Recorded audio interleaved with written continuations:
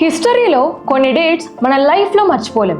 September 2, 2009 Telugu ప్రజల హృదయాల్లో ఒక గొప్ప వేదనని వదిలిన రోజు. నల్లమల్ల అడవుల్లో ఒక హెలికాప్టర్ సౌండ్ ఒక్కసారి సైలెన్స్ అయింది. ఆ సైలెన్స్ కోట్ల మంది గుండెల్లో ఒక షాక్ లాగా మారింది.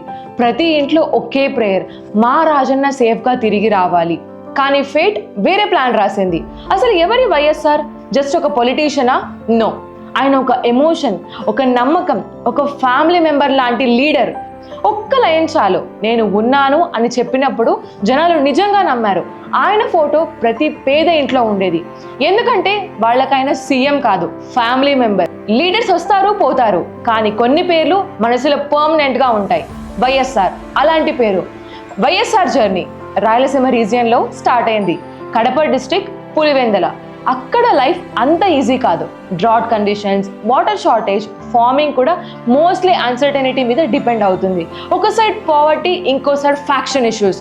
ఓవరాల్గా చూస్తే పీపుల్ డైలీ లైఫ్లో స్ట్రగుల్ క్లియర్గా కనిపిస్తుంది. ఇలాంటి బ్యాక్గ్రౌండ్లో గ్రో అయిన లీడర్ వైఎస్ రాజశేఖర్ రెడ్డి. ఆయన ఫాదర్ రాజారెడ్డి గారు లోకల్గా స్ట్రాంగ్ ఇన్ఫ్లుయెన్స్ ఉన్న పర్సన్. కానీ రాయలసీమ పాలిటిక్స్ అంటే పవర్తో పాటు రిస్క్ కూడా ఉంటుంది. ఫ్యాక్షన్ వైలెన్స్ ఎంత సీరియస్గా ఉంటుందో ఆయన ఫ్యామిలీ ఎక్స్పీరియన్స్ చేసింది. రాజారెడ్డి గారు ఆ కాన్ఫ్లిక్ట్స్ మధ్యలో లైఫ్ లూజ్ అయ్యారు. ఆ ఇన్సిడెంట్ వైఎస్ఆర్ లైఫ్లో ఒక మేజర్ టర్నింగ్ పాయింట్. ఆ సిచ్యువేషన్లో చాలామంది రివెంజ్ డైరెక్షన్లో థింక్ చేస్తారు, కానీ వైఎస్ఆర్ ఆ పాత్ని చూస్ చేయలేదు. ఆయన డెసిషన్ క్లియర్గా ఉంది. వైలెన్స్ కాదు, సర్వీస్ ఇంపార్టెంట్ అని. అదే డెసిషన్ ఆయన ఫ్యూచర్ని షేప్ చేసింది. వైఎస్ఆర్ డాక్టర్ అయ్యారు. ఎంబీబీఎస్ కంప్లీట్ చేసి సిటీలో సెటిల్ అవ్వడం ఈజీ ఆప్షన్. కానీ ఆయన చూస్ చేసింది డిఫరెంట్ పాత్వే. ఆయన పులివెందలకి తిరిగి వచ్చేశారు. ఓన్ పీపుల్ మధ్య సర్వీస్ స్టార్ట్ చేశారు. ఆ టైంలో మెడికల్ సర్వీసెస్ అందరికీ యాక్సెసిబుల్ కావు. కానీ వైఎస్ఆర్ ట్రీట్మెంట్ని వెరీ సింపుల్గా చేశారు. Just 1 rupee fee. 1 రూపీ ఫీతో పీపుల్కి ట్రీట్మెంట్ అందించారు. అది అమౌంట్ కాదు, అది ట్రస్ట్ సింబల్. డాక్టర్ పేషెంట్ మధ్య కనెక్షన్. అందుకే పీపుల్ ఆయనని 1 రూపీ డాక్టర్ అని పిలిచేవారు. కానీ ఈ ఫేజ్లో వైఎస్ఆర్కి ఒక ఇంపార్టెంట్ రియలైజేషన్ వచ్చింది. పేషెంట్స్కి ట్రీట్మెంట్ ఇస్తున్నారు, కానీ కొన్ని రోజులు సేమ్ ప్రాబ్లమ్స్తో మళ్ళీ వస్తున్నారు. అప్పుడు ఆయన ఒక క్వశ్చన్ మీద ఫోకస్ చేశారు. డిసీజ్కి మెడిసిన్ ఉంది, బట్ పావర్టీకి సొల్యూషన్ ఏంటి? ఈ క్వశ్చన్ సింపుల్ కాదు. ఇది ఆయన థింకింగ్ని కంప్లీట్లీ చేంజ్ చేసింది. ఆయన అబ్జర్వ్ చేశారు, హెల్త్ ఇష్యూస్ కన్నా ఫైనాన్షియల్ ప్రాబ్లమ్స్ ఎక్కువ ఇంపాక్ట్ చేస్తున్నాయి. ప్రాపర్ ఫుడ్ లేదు, క్లీన్ డ్రింకింగ్ వాటర్ లేదు, జాబ్స్ లిమిటెడ్, ఇవన్నీ కలిసి హెల్త్ ప్రాబ్లమ్స్కి మెయిన్ రీజన్ అవుతున్నాయి. అప్పుడు వైఎస్ఆర్కి క్లారిటీ వచ్చింది.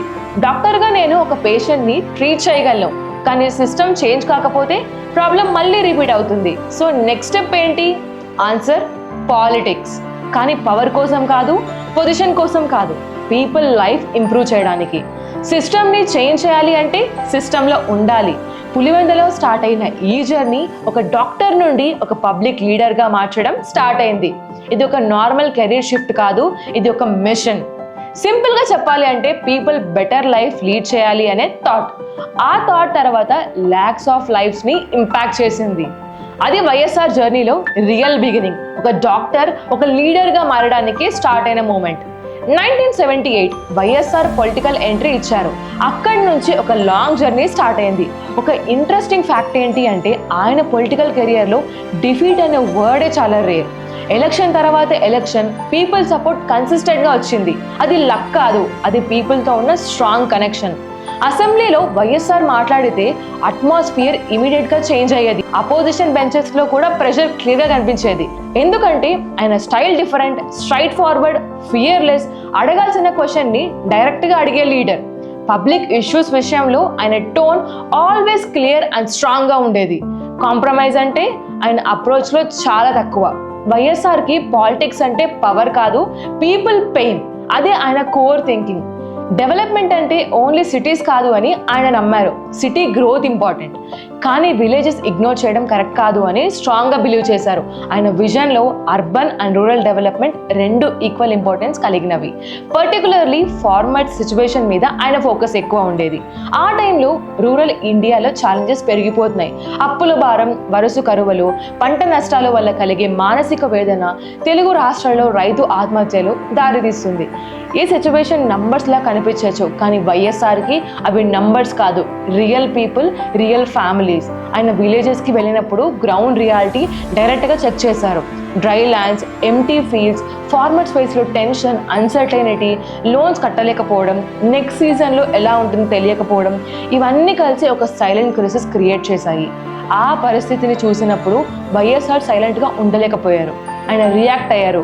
అసెంబ్లీలో, పబ్లిక్ మీటింగ్స్లో ఫార్మర్స్ ప్రాబ్లం గురించి స్ట్రాంగ్గా మాట్లాడారు. రిలీఫ్ మెజర్స్ గురించి గవర్నమెంట్ని క్వశ్చన్ చేశారు. రిపీటెడ్గా ఒక్క పాయింట్ని హైలైట్ చేశారు: గ్రౌండ్ లెవెల్లో చేంజ్ రావాలి. వైఎస్ఆర్ అప్రోచ్ చాలా సింపుల్. ప్రాబ్లమ్ని డిస్టెన్స్ నుండి చూడటం కాదు, ప్రాబ్లం మధ్యకి వెళ్ళడం, పీపుల్తో డైరెక్ట్గా మాట్లాడటం, వాళ్ళని వినడం, తర్వాత సొల్యూషన్ కోసం ఫైట్ చేయడం. ఆయన పాలిటిక్స్లో ఎమోషన్ ఉంది, అండర్స్టాండింగ్ ఉంది, రెస్పాన్సిబిలిటీ ఉంది. 1978లో స్టార్ట్ అయిన ఈ పొలిటికల్ జర్నీ స్లోగా, స్ట్రాంగ్గా పీపుల్ ట్రస్ట్ని బిల్డ్ చేసుకుంది. అది ఒక నార్మల్ పొలిటికల్ గ్రోత్ కాదు, అది పీపుల్ బేస్డ్ లీడర్షిప్. వైఎస్ఆర్కి సీట్ గెలవడం కన్నా పీపుల్ ప్రాబ్లమ్ సాల్వ్ చేయడం చాలా ఇంపార్టెంట్. ఆ కమిట్మెంట్ తర్వాత ఒక మాస్ లీడర్ని క్రియేట్ చేసింది. 2003 తెలుగు పాలిటిక్స్లో ఒక మేజర్ టర్నింగ్ పాయింట్. ఆ సమయంలో వైఎస్ఆర్ ఒక బోల్డ్ డెసిషన్ తీసుకున్నారు. 54 ఇయర్స్ ఏజ్లో కంఫర్ట్ జోన్లో ఉండడం ఈజీ, కానీ ఆయన చూస్ చేసింది డిఫరెంట్ పాత్, పాదయాత్ర. అది ఒక సింపుల్ పొలిటికల్ ప్రోగ్రామ్ కాదు, అది ఒక మిషన్. టోటల్ 1475 కిలోమీటర్స్, 60 డేస్ కన్నా ఎక్కువ డ్యూరేషన్, ఎండ వాన అనే తేడా లేదు. ఫిజికల్ స్ట్రెయిన్ ఎంత ఉన్నా వైఎస్ఆర్ ఆగలేదు. ప్రతిరోజు కిలోమీటర్ ఆఫ్టర్ కిలోమీటర్ పాదయాత్ర కంటిన్యూ చేశారు. అది జస్ట్ పాదయాత్ర కాదు, అది పీపుల్ని రీచ్ అవ్వడం. రోడ్ మీద నడుస్తూ village to village, town to town ఆయన డైరెక్ట్గా జనం మధ్యకి వెళ్ళారు. పాదయాత్రలో బిగ్గెస్ట్ స్ట్రెంగ్త్ ఏంటి అంటే డైరెక్ట్ ఇంటరాక్షన్. వైఎస్ఆర్ రైతులని కలిశారు, వాళ్ళ ప్రాబ్లమ్స్ విన్నారు. Crop loss, debt pressure, water issues, farmers ఫేస్లో ఉన్న టెన్షన్ ఆయన దగ్గర ఓపెన్గా షేర్ చేశారు. ప్రజలని కలిసినప్పుడు ఆయన బిహేవియర్లో రెస్పెక్ట్ క్లియర్గా కనిపించింది. వాళ్ళ కష్టాలు విన్నారు, వాళ్ళకి ధైర్యం ఇచ్చారు. స్టూడెంట్స్తో మాట్లాడినప్పుడు ఫ్యూచర్ గురించి డిస్కషన్ చేశారు, ఆపర్చునిటీస్ గురించి చెప్పారు. యూత్లో ఉన్న ఫ్రస్ట్రేషన్ అనే అర్థం చేసుకున్నారు. పాదయాత్రలో ప్రతి చోట ఒక కామన్ ప్యాటర్న్ కనిపించింది. పీపుల్ మాట్లాడారు, వైఎస్ఆర్ విన్నారు. అది చాలా ఇంపార్టెంట్, ఎందుకంటే చాలా రోజులుగా వాళ్ళని ఎవరు సీరియస్గా వినడం లేదు అనే ఫీలింగ్ ఉండేది. వైఎస్ఆర్ ఆ గ్యాప్ని ఫిల్ చేశారు. ఆయన మెసేజ్ సింపుల్ కానీ పవర్ఫుల్: నేను విన్నాను, నేను ఉన్నాను. ఈ లైన్ పొలిటికల్ స్లోగన్ కాదు, ఒక అష్యూరెన్స్, ఒక ట్రస్ట్ బిల్డ్ చేసింది. ప్రతి విలేజ్లో, ప్రతి మీటింగ్లో ఈ మెసేజ్ రిపీట్ అయింది. స్లోగా పీపుల్ యొక్క కాన్ఫిడెన్స్ పెరిగింది. మన ప్రాబ్లమ్స్ ఎవరైనా వినడానికి రెడీగా ఉన్నారా అనే నమ్మకం. పాదయాత్ర కంటిన్యూ అవుతుంటే వైఎస్ఆర్ ఇమేజ్ కూడా చేంజ్ అవ్వడం స్టార్ట్ అయింది. ఆయన జస్ట్ లీడర్ కాదు, పీపుల్లో ఒకరు అనే ఫీలింగ్ క్రియేట్ అయింది. ఆయన కమిట్మెంట్ క్లియర్గా కనిపించింది. ఇది ప్లాన్ క్యాంపెయిన్లా కాదు, రియల్ కనెక్షన్. పాదయాత్రలో విజువల్స్ కూడా చాలా స్ట్రాంగ్ ఇంపాక్ట్ క్రియేట్ చేశాయి. వైఎస్ఆర్ రైతులతో మాట్లాడటం, ప్రజలతో ఇంటరాక్ట్ అవ్వడం, చిల్డ్రన్ని గ్రీట్ చేయడం, ఇవన్నీ కలిసి ఒక ఎమోషనల్ కనెక్ట్ బిల్డ్ చేశాయి. మీడియా కవరేజ్తో ఈ జర్నీ ఇంకా రీచ్ అయింది. విలేజ్లో జరిగిన ఇంటరాక్షన్ స్టేట్ మొత్తం చూసింది. గ్రాడ్యువల్లీ వైఎస్ఆర్కి ఒక న్యూ ఐడెంటిటీ వచ్చింది. లీడర్గా కాదు, ఫ్యామిలీ మెంబర్లా ట్రీట్ చేయడం స్టార్ట్ అయింది. అక్కడ నుండి ఒక పేరు స్ట్రాంగ్గా ఎస్టాబ్లిష్ అయింది, రాజన్న. అది పొలిటికల్ టైటిల్ కాదు, అది పీపుల్ ఇచ్చిన ఐడెంటిటీ. వైఎస్ఆర్ ఒక డిఫరెంట్ లెవెల్లో ఉంటారు. పాదయాత్ర కంప్లీట్ అయ్యే టైంకి వైఎస్ఆర్ ఒక డిఫరెంట్ లెవెల్లో ఉన్నారు. పొలిటికల్గా మాత్రమే కాదు, ఎమోషనలీ కూడా పీపుల్తో కనెక్ట్ అయ్యారు. 2003లో స్టార్ట్ అయిన ఈ జర్నీ తర్వాత ఎలక్షన్స్లో మేజర్ ఇంపాక్ట్ క్రియేట్ చేసింది. కానీ దానికన్నా ఇంపార్టెంట్ ఏంటి అంటే ఈ పాదయాత్ర వైఎస్ఆర్ని మార్చింది. ఒక లీడర్ నుండి ఒక జనంలో లీడర్లా రాజన్నగా ఎస్టాబ్లిష్ చేసింది. 2004 వైఎస్ఆర్ చీఫ్ మినిస్టర్గా ప్రమాణ స్వీకారం చేశారు. ఆ మూమెంట్ ఒక పొలిటికల్ విక్టరీ కాదు, ఒక పబ్లిక్ ఎక్స్పెక్టేషన్ స్టార్ట్. ఆఫీస్లో first signature, free electricity to farmers. అది జస్ట్ ఒక పాలసీ కాదు, ఫార్మర్స్ ఒక లైఫ్ లైన్. ఇయర్స్గా స్ట్రగుల్ చేస్తున్న రైతులు పవర్ బిల్స్ ప్రెషర్తో ఇబ్బంది పడుతున్నారు. ఫ్రీ ఎలక్ట్రిసిటీ డెసిషన్తో ఆ బర్డన్ తగ్గింది. ఫీల్డ్స్లో యాక్టివిటీ మళ్ళీ స్టార్ట్ అయింది. ఫార్మర్స్ ఫేస్ లో నవ్వు తిరిగి కనిపించింది. అక్కడి నుండి వైఎస్ఆర్ గవర్నెన్స్ స్టైల్ క్లియర్ అయింది. వైఎస్ఆర్ గవర్నెన్స్ అంటే welfare focused approach. Policies announce చేయడం కాదు, గ్రౌండ్ లెవెల్ ఇంపాక్ట్ క్రియేట్ చేయడం మెయిన్ ఫోకస్. ఫస్ట్ ఆరోగ్యశ్రీ. అప్పట్లో కార్పొరేట్ హాస్పిటల్ అంటే కామన్ పీపుల్ కి భయం. కాస్ట్ ఎక్కువ, ట్రీట్మెంట్ రీచ్ కాదు. కానీ ఆరోగ్యశ్రీ స్కీమ్ తో మేజర్ చేంజ్ వచ్చింది. పూర్ ఫ్యామిలీస్ కూడా బిగ్ హాస్పిటల్స్ లో ట్రీట్మెంట్ పొందగలుగుతున్నారు. ఫ్రీ మెడికల్ సపోర్ట్ లక్షల జీవితాలకు సపోర్ట్ అయింది. చాలా ఫ్యామిలీస్ కి ఆరోగ్యశ్రీ ఒక సెకండ్ ఛాన్స్ లా ఉంది. Next, fee reimbursement. ఎడ్యుకేషన్ సిస్టంలో బిగ్గెస్ట్ ప్రాబ్లం ఏంటి అంటే మనీ. టాలెంట్ ఉన్న స్టూడెంట్స్ ఫీజు కట్టలేకపోవడం వల్ల ఎడ్యుకేషన్ ఆగిపోతుంది. వైఎస్ఆర్ ఆ సిస్టమ్ని బ్రేక్ చేశారు. ఫీ రియంబర్స్మెంట్ ద్వారా లక్షల స్టూడెంట్స్కి హైయర్ ఎడ్యుకేషన్ డోర్ తెరిచింది. Engineering, medicine, professional courses accessible అయ్యాయి. చాలా ఫ్యామిలీస్లో ఫస్ట్ జనరేషన్ గ్రాడ్యుయేట్స్ క్రియేట్ అయ్యాయి. నెక్స్ట్, జలయజ్ఞం. అగ్రికల్చర్కి బ్యాక్ బోన్. కానీ రాయలసీమ లాంటి రీజియన్స్లో water shortage major issue. YSR vision long term solution మీద ఫోకస్ చేసింది. ఇరిగేషన్ ప్రాజెక్ట్స్ లార్జ్ స్కేల్లో స్టార్ట్ అయింది. డ్రై ల్యాండ్స్ని గ్రీన్ ఫీల్డ్స్గా మార్చడానికి అటెంప్ట్ చేశారు. ఇమీడియట్ రిజల్ట్స్ కాకపోయినా ఫౌండేషన్ స్ట్రాంగ్గా పెట్టారు. Next, Indiramma housing. Own house అనే డ్రీమ్ చాలా మంది పూర్ ఫ్యామిలీస్కి రీచ్ కాలేదు. వైఎస్ఆర్ గవర్నమెంట్ అఫోర్డబుల్ హౌసింగ్ మీద ఫోకస్ చేసింది. ఇందిరమ్మ స్కీమ్ ద్వారా థౌజండ్స్ ఆఫ్ హౌసెస్ కన్స్ట్రక్ట్ అయ్యాయి. ఫ్యామిలీస్కి ఒక పర్మనెంట్ షెల్టర్ దొరికింది.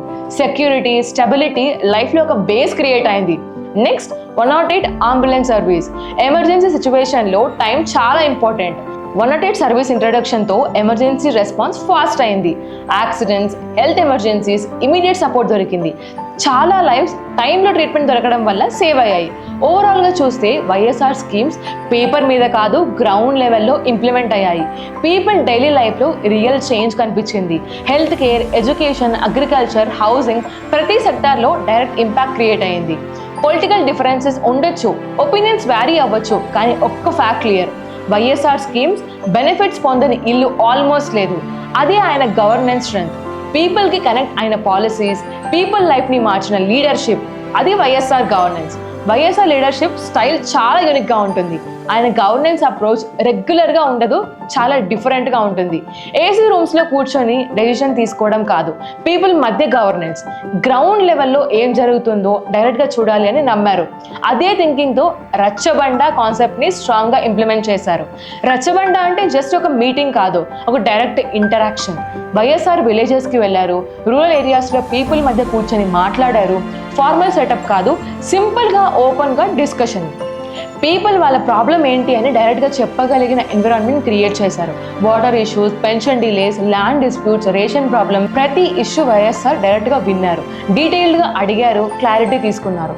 మోస్ట్ ఇంపార్టెంట్ ఏంటి అంటే ఇమీడియట్ రెస్పాన్స్. స్పాట్లో సొల్యూషన్స్ ఇవ్వడం ఆయన స్టైల్లో మెయిన్ హైలైట్. ఇష్యూ వినడంతో ఆగిపోలేదు, యాక్షన్ స్టార్ట్ అయింది. అఫీషియల్స్ కూడా అక్కడే ప్రెసెంట్గా ఉంటారు. వైఎస్ఆర్ డైరెక్ట్గా ఇన్స్ట్రక్షన్స్ ఇస్తారు, ఫాలోఅప్ ఎక్స్పెక్ట్ చేస్తారు. అది అకౌంటబిలిటీ. సిస్టంలో రెస్పాన్సిబిలిటీ పెంచడం కోసం క్లియర్గా సిగ్నల్స్ ఇచ్చారు. పీపుల్ ప్రాబ్లమ్స్ డిలే కాకూడదు అని ఆయన అప్రోచ్ అయ్యారు. రచ్చబండ ద్వారా గవర్నమెంట్ అండ్ పీపుల్ మధ్య డిస్టెన్స్ తగ్గింది, గ్యాప్ రెడ్యూస్ అయింది. ప్రజలకి మన మాట వినడానికి సిస్టమ్ ఉంది అనే నమ్మకం వచ్చింది. వైఎస్ఆర్ రోల్ సీఎంగా మాత్రమే కాదు, ఆయన అప్రోచ్లో ఆయన ఒక పీపుల్ రిప్రజెంటేటివ్. చైర్లో కూర్చొని గవర్న్ చేయడం కాదు, ఫీల్డ్లో తిరుగుతూ గవర్న్ చేశారు. స్టేట్ మొత్తం తిరగడానికి హెలికాప్టర్స్ యూజ్ చేశారు. అది లగ్జరీ కాదు, రీచ్ కోసం. టైం సేవ్ చేసి మోర్ ప్లేసెస్ విజిట్ చేయడానికి ఆయన యూజ్ చేశారు. రిమోట్ విలేజెస్ కూడా ఆయన రీచ్ అయ్యారు. వైఎస్ఆర్ది పవర్ అంటే డిస్టెన్స్ క్రియేట్ చేయడం కాదు, రీచ్ పెంచడం. లీడర్ అండ్ పీపుల్ మధ్య గ్యాప్ ఉండకూడదు అని ఆయన నమ్మకం. ఆయన విజిట్స్ ద్వారా పీపుల్కి డైరెక్ట్ యాక్సెస్ దొరికింది. అఫీషియల్స్ కూడా అలర్ట్గా ఉంటారు, ఎందుకంటే గ్రౌండ్ రియాలిటీని హైడ్ చేయడం పాసిబుల్ కాదు. వైఎస్ఆర్ లీడర్షిప్లో విజిబిలిటీ ఎక్కువ ఉంటుంది, మానిటరింగ్ కూడా స్ట్రాంగ్గా ఉంటుంది. సిస్టమ్ యాక్టివ్గా ఉండాలి అని కంటిన్యూస్గా ప్రెషర్ క్రియేట్ చేశారు. సింపుల్గా చెప్పాలి అంటే people centred governance. Decisions top నుండి కాదు, గ్రౌండ్ నుండి స్టార్ట్ చేశారు. అది రీజన్ వైఎస్ఆర్ లీడర్షిప్ పీపుల్లో స్ట్రాంగ్గా కనెక్ట్ అయింది. సెప్టెంబర్ 2, 2009. ఆ రోజు ఆంధ్రప్రదేశ్ హిస్టరీలో ఎప్పటికీ మర్చిపోలేని రోజు. వైఎస్ఆర్ ఇంకో అఫీషియల్ ప్రోగ్రామ్ కోసం వెళ్తున్నారు. మార్నింగ్ అవర్స్ రొటీన్ ట్రావెల్ లాగే స్టార్ట్ అయింది. హెలికాప్టర్లో హైదరాబాద్ నుండి బయలుదేరారు.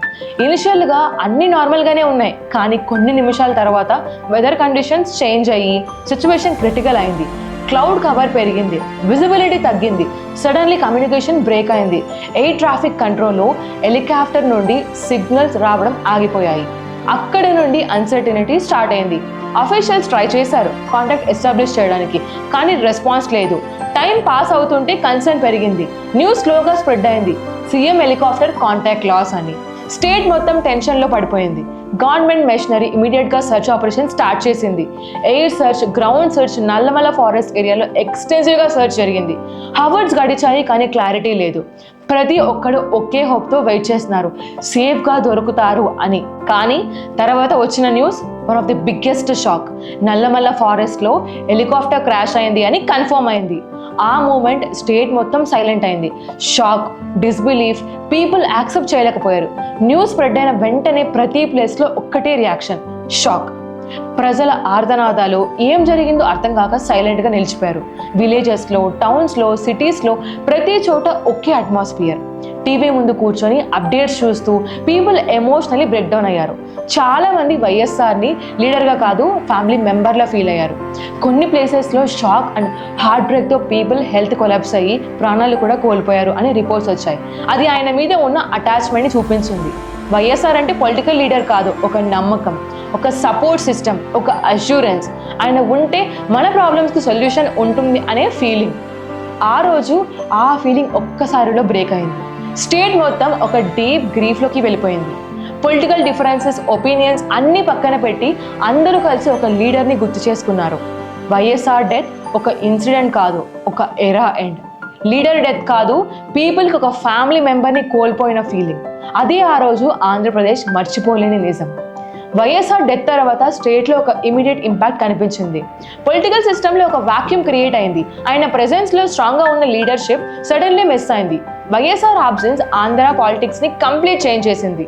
Decision making, coordination, people connect, ఇవి అన్ని ఏరియాస్లో గ్యాప్ క్లియర్గా కనిపించింది. ఆయన ఉన్నప్పుడు గవర్నమెంట్ ఫంక్షనింగ్లో ఒక క్లారిటీ ఉండేది. ఆయన లేకపోవడంతో డైరెక్షన్ కొంచెం డిస్టర్బ్ అయింది. గ్రౌండ్ లెవెల్లో ప్రొటెస్ట్, పొలిటికల్ ప్రెషర్ కంటిన్యూస్గా ఇంక్రీజ్ అయ్యాయి. పీపుల్ సెంటిమెంట్స్ స్ట్రాంగ్గా బయటకు వచ్చాయి. సెంట్రల్ గవర్నమెంట్ మీద డెసిషన్ కోసం ప్రెషర్ పెరిగింది. Years of discussions, agitations, political negotiations తర్వాత 2014లో స్టేట్ బైఫర్కేషన్ జరిగింది. ఆంధ్రప్రదేశ్, తెలంగాణగా 2 స్టేట్స్గా డివైడ్ అయ్యాయి. ఈ చేంజ్ పొలిటికల్గా చాలా పెద్ద turning point. Administrative structure, political alignments, everything redefine అయింది. వైఎస్ఆర్ ఆబ్సెన్స్లో ఈ ట్రాన్సిషన్ ఇంకా కాంప్లెక్స్ అయింది అని చాలామంది అనలిస్ట్ అభిప్రాయపడ్డారు. ఇంకో ఇంపార్టెంట్ డెవలప్మెంట్ ఏంటి అంటే కాంగ్రెస్ పార్టీ సిచ్యువేషన్. వైఎస్ఆర్ లీడర్షిప్లో స్టేట్లో స్ట్రాంగ్గా ఉన్న కాంగ్రెస్ అండ్ తర్వాత గ్రాడ్యువల్లీ వీక్ అవ్వడం స్టార్ట్ అయింది. Leadership gap, internal challenges, public connect తగ్గడం, ఇవన్నీ కలిసి డౌన్ఫాల్కి దారితీసింది. ఎలక్షన్ రిజల్ట్స్లో కూడా ఈ ఇంపాక్ట్ క్లియర్గా కనిపించింది. కాంగ్రెస్ పొజిషన్ సిగ్నిఫికెంట్గా తగ్గింది, కానీ వైఎస్ఆర్ లెగసీ మాత్రం అక్కడ ఆగలేదు.